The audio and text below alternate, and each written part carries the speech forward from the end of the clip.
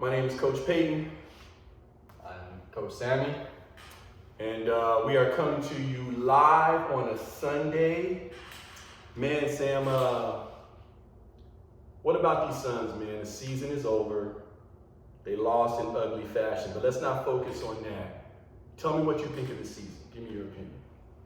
I think it was impressive what they did coming off the finals appearance last season and having the best record in the NBA. Shows that they're still a team and they still play for each other, but I still feel like there's some things going on within the organization that kept them from doing bigger things this season in the playoffs. Yeah, things in the organization. Are we talking about DeAndre Ayton? Are we talking about Chris Paul? Are we talking about coaching? Where are you going with that? I'll say more than the DeAndre Ayton case. He wants his money.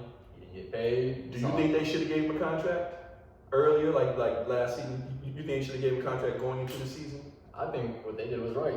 Oh, so you think they should have waited and let him play it out? I think they should have waited. They're probably going to lose him now, though. They might lose him, but how much is it going to really matter? See, and you know, I'm old-fashioned now. I say this because I'm 6'5". See, Coach Sammy here is a guard, so you probably don't see it the way I see it. But I'll say this. I think he's better than just a rim run dunker guy because he can shoot it a little bit. And so I honestly think, I don't know if he's a max contract guy. I'm not going to get into the numbers, but I don't think DeAndre Ayton's are growing on trees. So I think what they're going to find is if they let him go, let's say they just go with someone like a JaVale McGee. They're going to find out really quickly that JaVale McGee ain't as good as DeAndre Ayton. He's a great sub, but he's not a starting center like DeAndre Ayton. So you're right. He's not as important as, you know, a Devin Booker. I'm not saying that, or even a Mikal Bridges, because Mikal Bridges has become one of the premier defenders.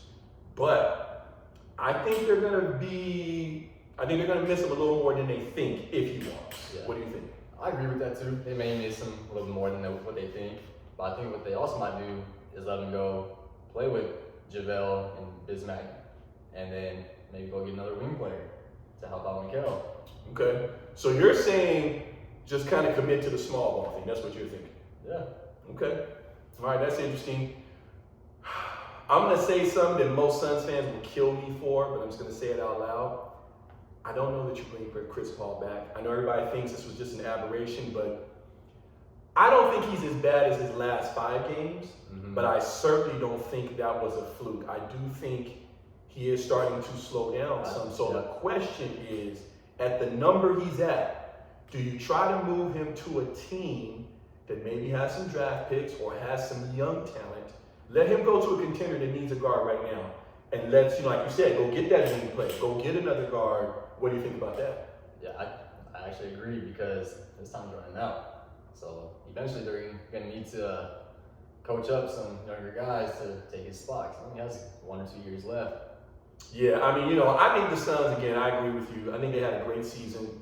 I know that the Suns fans are upset that they're not going to win the championship. But if you look at the playoffs right now, this is really just a war of aberration. I'm not the biggest fan of the Heat. I don't even know how in the heck they got the first, you know, the top spot. As good as the Celtics are, I said this and no one really listens to me, but oh well. Superstars, there's never more than 3 to 5 superstars in the league at a time. I don't know why they keep trying to call Jason Tatum a superstar. He's not a superstar. He's a star. I don't see him any higher than Devin Booker at all. Right. Superstar, Giannis is a superstar. He's different. I don't know why he's different. And I know Suns fans don't want to hear his name right now, but he's different. Luka, again, somebody the Suns don't want to hear about. He's different. Like there's just, to me, a superstar takes it off the court. Yeah. They have an impact off the court as well. So that doesn't mean that they're not just a good player, not just an awesome contributor to the team. They move sales, they move interest. As good as Devin Booker is, I don't know that anybody outside of Arizona is really, you know, knows who he is because Arizona's a smaller market. Everybody knows who Giannis is. Everybody knows who Luka is. Everybody knows who Joel Embiid is, whether you like him or not. They know who these guys are. To me, those are superstars. So I'm not sold on the Celtics. I hate to say it, but if you had to ask me right now, the doggone Golden State Warriors are going to win it again. I think so. You know? And based off these playoffs, I said at the beginning of the season, I think this is the most evened out season with all the teams having a fair Yeah, chance. no real super team, quote unquote. Just everybody just has to work with what they got. Yeah, everyone's pretty even. They all got a shot at it. I agree. The Warriors are probably the favorites now. I actually would like to see the Celtics in the finals though against the Warriors. That would be interesting. The only reason why I don't want to see the Celtics in the finals because I actually think the Heat will give the Warriors a better series. Yeah. I think the Warriors would literally just take the Celtics apart because of experience. Right. Draymond Green, they think they're frustrated. They ain't seen what Draymond Green. Draymond Green just is an irritant. He's a 6'7" irritant. Yeah. You think, that this guy, Grant Williams or whatever, all these guys, no, they're not Draymond Green. Draymond Green will make you want to fight. Right. So I don't think the Celtics are ready for that.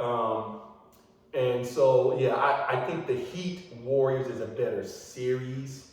But Jimmy Butler's knee went out last night. So I don't know what the heck is going on. But it's probably going to be Golden State and Celtics. And I think the games will be close, but I don't think anybody believes the Celtics can win it all. Right. They had a good run. It's a good year. They're going to probably say running back with everybody the same. They're going to realize that team is good. But now when everybody targets on them, they'll deal with what the Suns dealt with. Yeah. It's one thing to hunt everybody. It's another thing to be hunted. It's a different feeling. And it doesn't matter in the regular season because nobody cares. When you get to the postseason though, and they can plan for you every game. Yep. Just plan. Yeah. I'm a Suns fan for life, but I kind of like the Mavericks and how they looking, especially how they played us the last 3 games. And me, I'm just so happy for Jason Kidd. He is my second favorite point guard of all time. Magic Johnson, my number one.